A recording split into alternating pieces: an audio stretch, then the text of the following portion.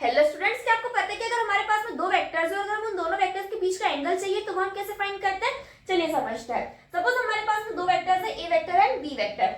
अब अगर उन दो वेक्टर्स को हम टेल टू टेल कनेक्ट करते हैं तो हमारे पास में एक एंगल बन जाता है इस तरह से। ठीक है, दो वेक्टर्स को हमने टेल टू टेल कनेक्ट करा तो ये हमारे पास में एंगल बन गया, दैट इज थीटा। अब थीटा क्या होता है? Both vector alignment in direction of each other.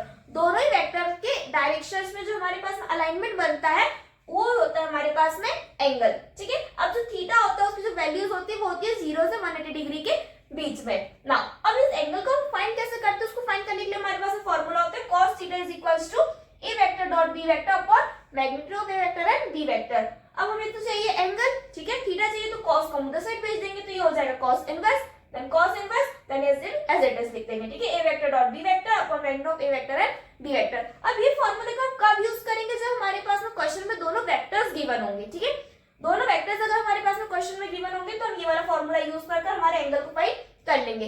लेकिन कभी कभी हमारे पास में क्वेश्चन में हमें फंक्शन गिवन होता है या फिर इक्वेशंस दे रखी होती है। ठीक है, तो जब भी हमारे पास में क्वेश्चन में हमें इक्वेशन दे रखी होगी तो हम वहां पर यूज करेंगे ग्रेडियंट का।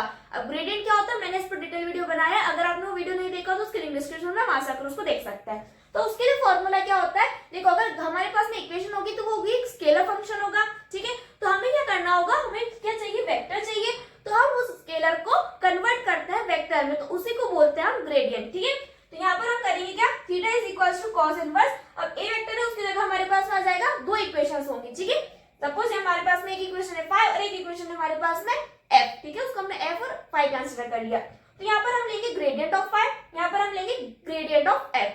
देन डिनोमिनेटर में हम क्या लेंगे, ग्रेडियंट ऑफ फाई का magnitude and gradient of f का मैग्नीट्यूड। जब हमारे पास में दो इक्वेशंस गिवन होंगी तो हम ये वाला फॉर्मूला यूज करेंगे, जब दो वेक्टर्स गिवन होंगे तो हम ये वाला फॉर्मूला यूज करेंगे। नाउ अब अगर आपको इस टॉपिक का फुल एक्सप्लेन चाहिए with examples for more better clarity तो मैंने इस पर डिटेल वीडियो बनाया है, डिस्क्रिप्शन में वहां से आप उसको देख सकते हैं। और इस टाइप के एग्जाम ओरिएंटेड कांसेप्ट्स के चैनल को सब्सक्राइब करना ना भूलें।